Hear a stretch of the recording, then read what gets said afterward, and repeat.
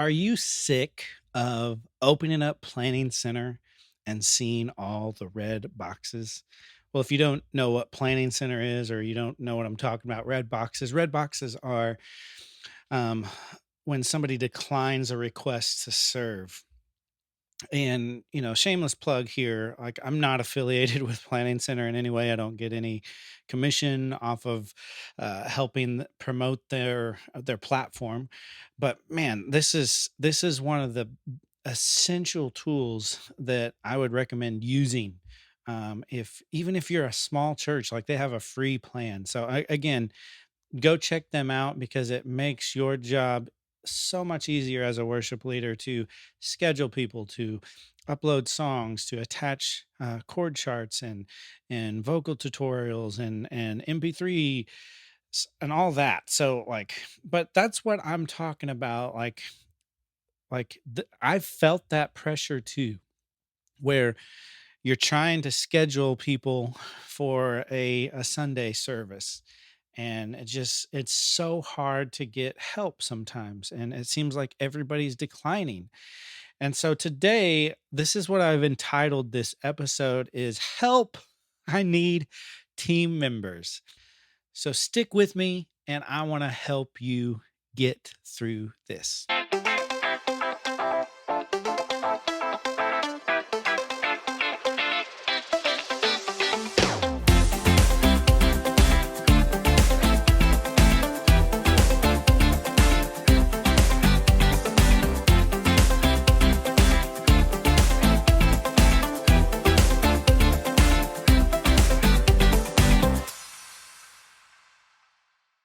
Well, my name is Curtis Biswell, in case you don't know that by now, and you are watching or listening to this episode of the Curtis Biswell Show. I'm on episode number 6 currently. And man, this is something I've been asking myself, why would you choose to listen or watch me? Like there's so many people sharing things on YouTube now and podcasts. Like everybody and their mom has a podcast anymore. And so why would you choose to listen to me? And that's really up to you, but that's why I'm really passionate about trying to produce content that will be transformative and not just informational. Hopefully it can be inspirational. Um, because I've experienced a lot of frustration in my almost 20 years of leading, and I love to pass on what I've learned to others because I'm constantly seeing a need for improvement. And if you are friends with me on Facebook, something I posted just this last week, I'm not satisfied with ever being content with how things are. And what I mean by that is I'm always looking at how things could be better with myself first, and then the people I lead, the areas that I oversee. I'm just always looking at how to make it better. So that's what I mean by that. And today's episode really is kind of geared with that thought in mind because I see a lot of churches that are just content with how things are going, and specifically they're just content with their worship ministry and their team and how they lead songs. You fill in the blank. And so this is a common thing that I hear quite a bit with the churches that I'm in contact with, is they are struggling to find help, musicians, vocalists, tech members, anything that goes into pulling off worship arts. And so today, I want to kind of share with you, give you 7 practical ways that you can start to implement and hopefully start to grow your team. Now, this isn't an exhaustive list. Um, and these can be somewhat subjective, but in large, I do think you can find transferable principles in your context that if you put any of these to practice, I believe you will start to grow your team. Now, I haven't attached a timetable to this. Now, that could be more selling if I was to say 7 ways to grow your team in 30 days. Man, I may get a lot of people watching this, but I think we know that development and growth, specifically to worship ministry, it takes time. And so, like, that's why I've not attached a timetable to this. Um, and stick around because in the show notes or the description of this, you will have a free download, and I'll get to that here in a little bit. But this is just my way of wanting to help you out. And so, if you are gaining any benefit from any of these videos that I'm putting out, these podcasts, man, I would encourage you to subscribe so you can stay informed. And I would encourage you to download the PDF that I'm going to link to, so you can stay in the know because more things are coming. I'm developing a site where I'm going to start offering courses, mini courses that can be helpful to you and your team, and so stay tuned because there's more to come. Anyways, I'm getting off my notes. And so I'm a teacher and I don't want these to be 45 minutes. I'm trying to stay closer to 20 to 30 minutes. So let me get to it. Um, the why behind why I do what I do. And I have to keep this out in front because I'm like, man, I don't know how many people are watching this. Well, actually, I do know how many people are watching this. Like, I track the numbers, and I'm like, man, is this worth it for a handful of people to watch? And so those are the constant things that I'm asking. But I have to keep my why out in front because this is why I do what I do, and that is to create a thriving community where worshipers are raised up in character, competence, and cognitive health. And I say those three things specific because we know it's about heart and we know it's about hands, character and competence. But things that don't get talked much about either is the emotional health, the cognitive health of creatives, especially. And so, that's why I do what I do. And what I do is I try and I aspire to create transformative content, provide coaching for worship leaders, and then connect them to churches in need. And so that's what I'm doing with these podcasts, these episodes, um, anything that I'm giving away, and then the courses that I'm going to be creating. That is why I do, and what like my what is influenced by my why. So in today's episode, that was a very long introduction. I'm listing 7 ways um, that you can grow your team. 7 helpful ways, 7 proven ways that have helped me over my years of experience to help grow your team. And my main point here is this isn't like the Field of Dreams. So that old baseball movie with Kevin Costner. Is that right? Is it Kevin Costner? I had a question mark, like if I got the right actor. I think it is. Field of Dreams, where if you remember the line, if you build it, they will come. Well, this isn't that type of mentality that if you build your worship team, they will come. Like, that's not how this works, okay? Not typically. And so I'm going to give you 7 points here. And again, you can download the free PDF in the description here. So you can have these, if you're not taking notes, you can have the exhaustive list that I share and more in detail that I'm going to share today. So, and I'm listing these kind of in order from inward to outward, but it's not necessarily in order of importance. Although number one, I think, really should be number one, and that is pray. I mean, how often do we try strategies? We seek help. We watch videos. We go to conferences. We read books. All those things are great, but sometimes we forget and we skip the simple act of praying. And so this isn't a contradiction to what I was just saying about Field of Dreams. If you build it, they will come. Like, again, we pray actively. We don't just pray and sit back on our butts and expect God to bring people to us. I don't believe God rewards people with that posture, with that mindset. But nevertheless, we have to start with prayer and seeking God's face and saying, God, man, um, this is what you've called me to do. And we want to reach our community. We want to strengthen our church, and we want to have a vibrant worship expression in the form of music that is glorifying to you. And we know that worship isn't good or better by how many musicians and singers you have, but we believe that we value this, and so we want more people involved, and we want to put out a good product. I struggle saying that because it's not about a product, but I think you catch what I'm saying, so I don't think I need to explain that anymore. So number 1, pray. Number 2, this is something, that was helpful for me in the past. I haven't had a chance to do it in my current church just yet. I've been on a sabbatical, and so I've kind of been out of commission or out of my normal rhythms. And so when I come back from sabbatical, it's something on my mind and something that I want to put on the calendar, but is to host an open worship night. And so what I mean by that, it's kind of like an open house feel where you can peel back the layers or peel back the curtain of what you do in your worship ministry. Okay.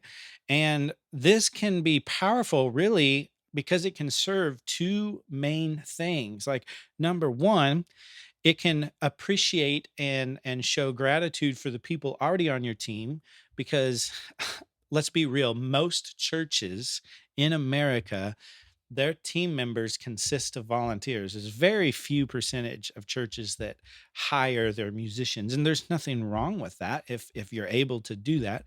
But most of the churches I know and have been a part of has been a volunteer led, and so like you got to look for ways to appreciate your team members. They're giving of their time. They have full time jobs, and they give of their time week in, week out. And so this could be a way to love on them, appreciate them. But then, number two, this is why it achieves two main things at once, two birds, one stone, is this is a great way to invite people from your church because they're there.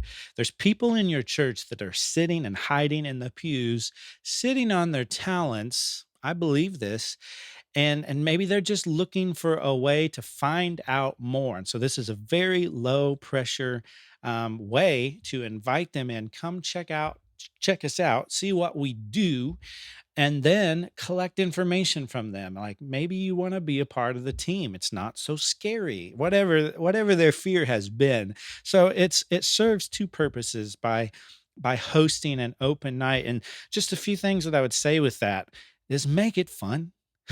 Like, why would people want to join your team if you're not having fun? That should be one of the things you do. You don't just come in and lead songs and be solemn and golem. That's not a word, but like, you should also have fun as a team. I mean, after all, you're worshiping the Lord. You're leading people in what it looks like to sing praises to our Lord. So, like, have fun when you do that.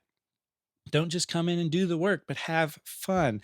Have food. So, food and fun. I should have gone with the F themes here, but like, serve food, like, bless your people and make it a fun night. Like, it depends on the budget you have. Like, if you don't have a big budget, then get the ladies and the men of the church to say, hey, could you help bring in a potluck for our worship ministry? Food is a great way to gather people. Um, and then this night is a perfect way to share the mission, vision, and values you have for your music team. And in case you don't know what I'm talking about there, you can go back to one of my previous episodes where it said start with why. And there's a free download in that episode of what a music team handbook that can be yours for. You can copy and paste and use it all for your ministry, or you can change some of the words or whatever that works for your context. But I believe in the importance of a mission, vision, and values as a worship team, and clear expectations of what you feel like God has called you to shepherd and to lead out in your team. Lead out in your team. And I'm not phrasing things well today.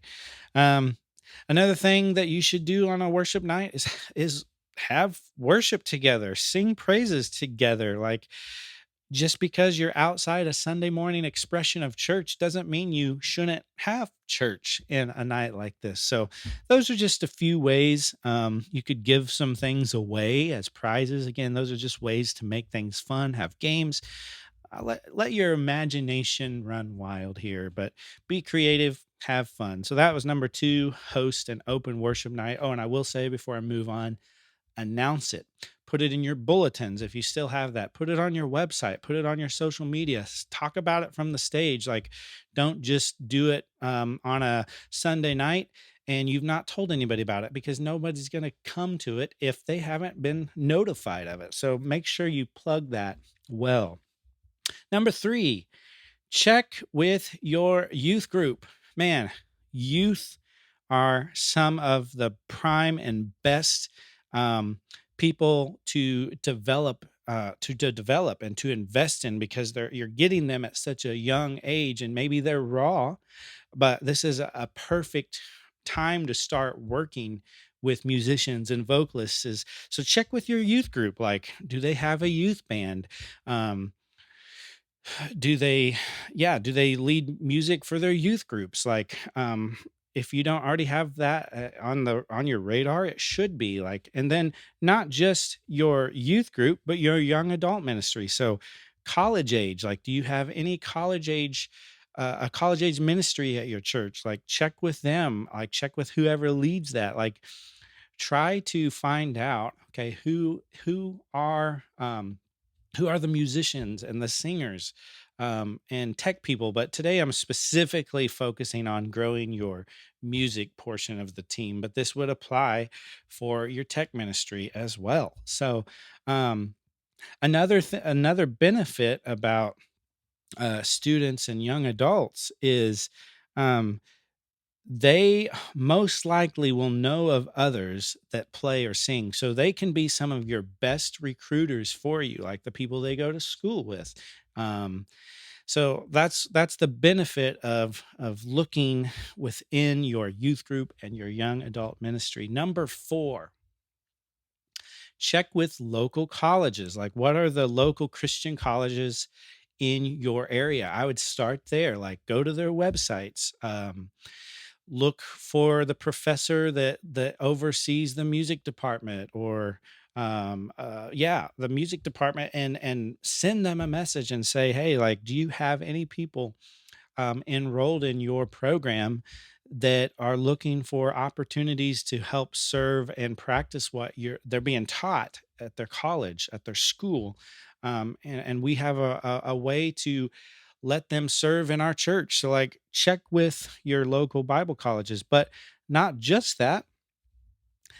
What are the local campus ministries, like your FCAs? I know FCA is more geared towards sports and Christian athletics. Obviously, that's in the name, but check with any local FCA reps in your area. Like, just Google that, look for the directors, send them a message, try to take them out for coffee or a phone call, and just see, hey, do you have anybody in your network that is a musician or a vocalist that is looking for opportunities to sing? Maybe they're not serving at a church anywhere. But not just FCA. Another good one is your crew, Campus Crusaders for Christ.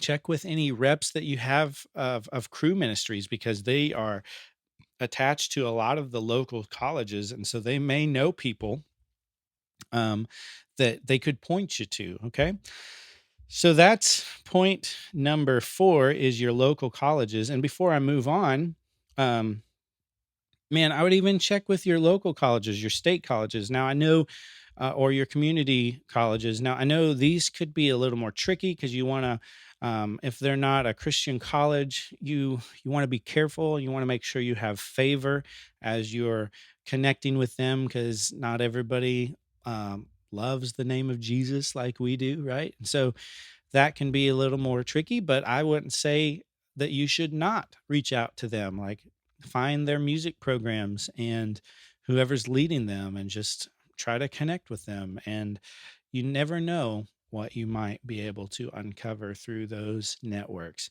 Number five, local music venues. What I mean by that, coffee shops and pubs. Oop, did Did Curtis just reference a bar? I did. You know why? Bars and coffee shops have live music a lot. And I'm not going to make you do anything. You don't, well, I'm not going to make you do anything anyways, because that's not what my goal is here. But if you're not comfortable with that, number one, I would just check your heart on that and make sure you are not squelching an opportunity to build relationships for the kingdom. Okay. But number two, like if you're truly not comfortable it can and in connecting with a pub or a bar, you feel strongly convicted about it, then don't. Okay. Like that's not for me to decide for you.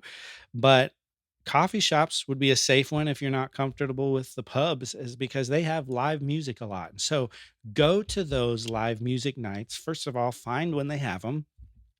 A lot of times, those bands or those groups will have their own website, so you could go check them out there and contact them through their website. But I would encourage you to go to those live music nights or open mic nights and like start to build relationships and to introduce yourself. It's going to take you getting out of your shell a little bit, but like make those musical connections, because a lot of times those musicians are looking for opportunities to play more. So it might be a good fit. Like, hey, uh, would you want to play on Sundays? We're trying to grow our team, and we would love to have that conversation with you. Like, one thing I would just caution or just keep out in front of your mind is that typically, musicians, gigging musicians specifically, um, they are looking for payment or compensation. And so that could be a deterrent for them serving at your church, because they may be like looking to get compensated, because that's their world. They're giggers, they're gigging musicians for pay. So just keep that in mind. But I would not allow that to be a deterrent from you not connecting with these musicians.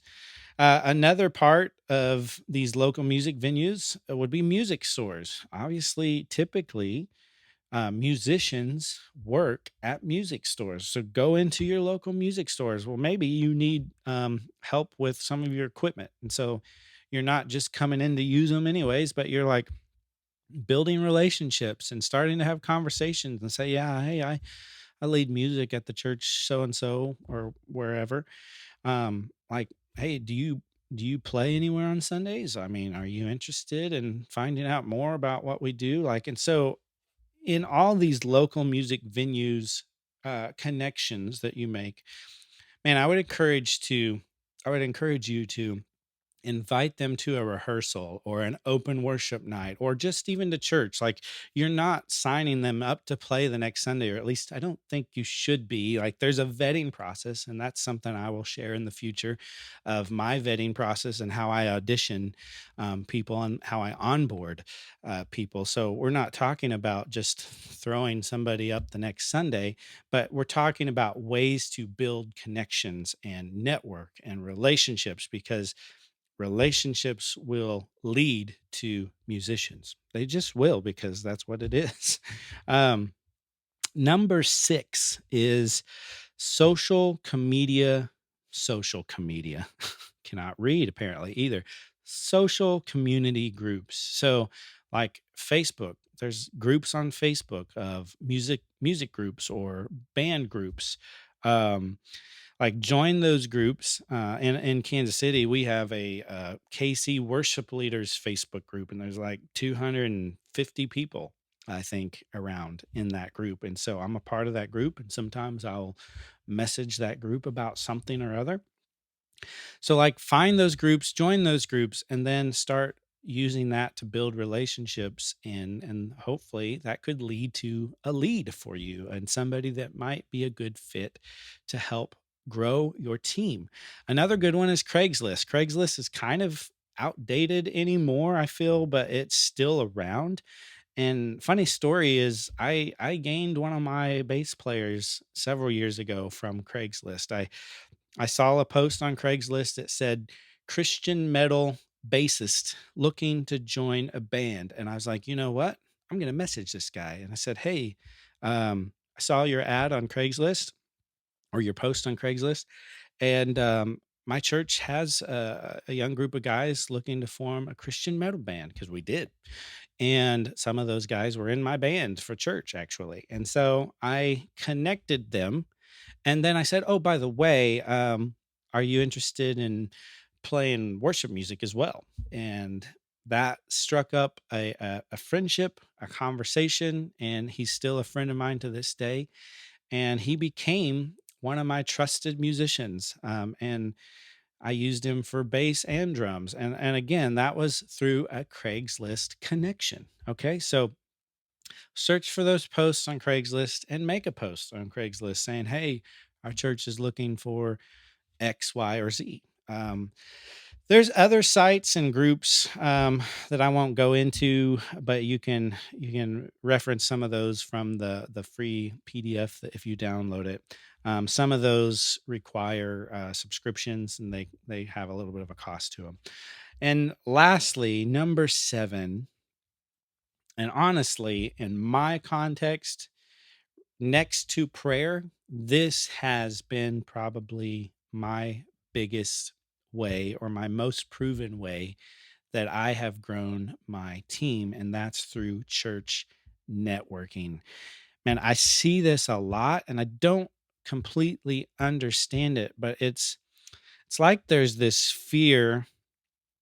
Okay, we have our church and here's the church down the road, and we're in competition. Like there's a lot of that's going on behind the scenes, and I don't know why. I think you're starting to see some of those walls break down, but it's like we're afraid to connect with people because we don't want to steal their members. But like, how can we serve one another? You know, that's what it's so important to have those relationships and to glean off one another.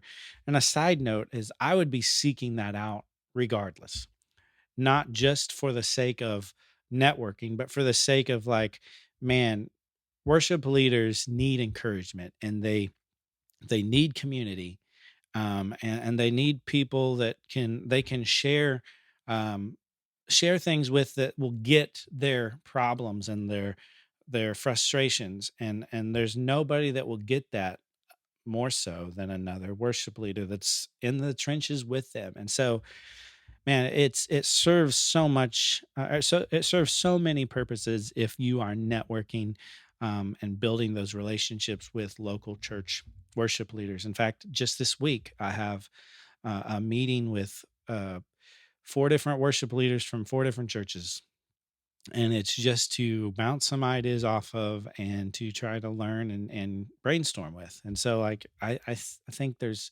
extreme importance in that. But um, to me, this church networking with local churches is the most underutilized resource, in my opinion.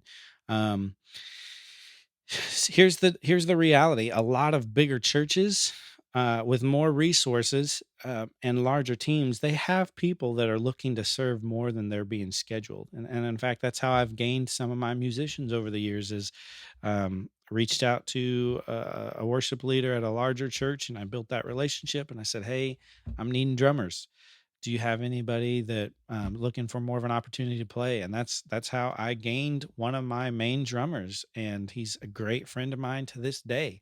And it was through that connection of that worship leader at the bigger church that had more people and more resources that we didn't have. But this guy was looking for more opportunity to play than what he was being getting at his local church.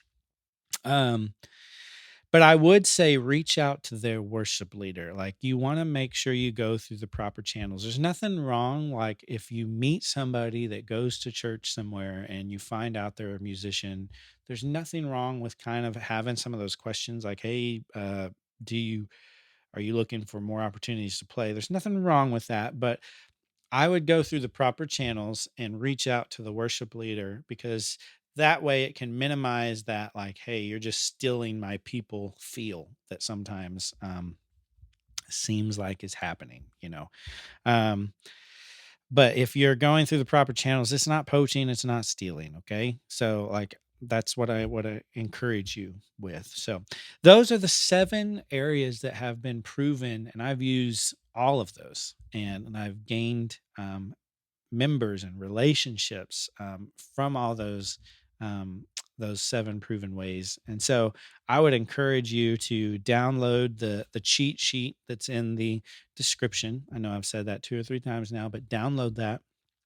Number one, you will have this resource that goes into greater detail, and so you can see my bullet points and um, uh, the different resources that I share and ways that I've gone about things.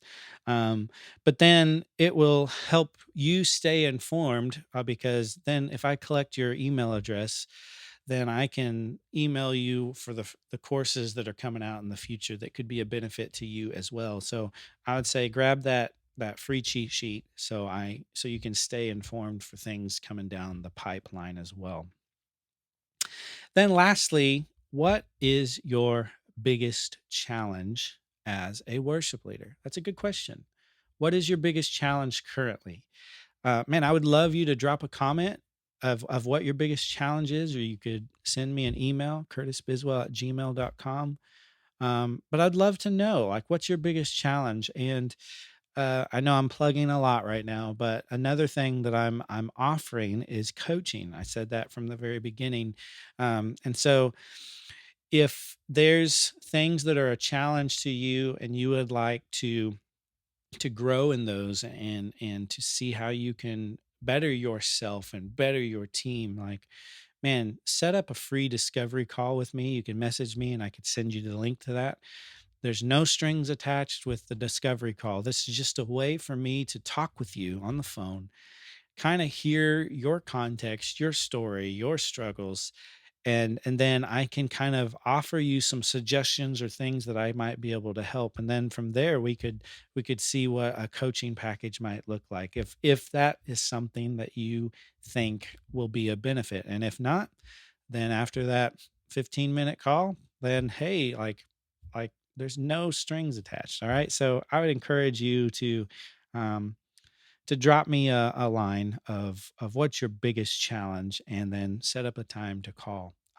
Love to have the conversation with you, because I'm all about helping you grow, not just in your relationship with the Lord, but in your administrative leadership, your spiritual leadership, your pastoral leadership, your musical excellence, your networking, all of these things. I want to help you grow. And so hope this was helpful to you today. And again, don't forget to grab your free cheat sheet and the link in the description, and stay tuned for more to come. God bless.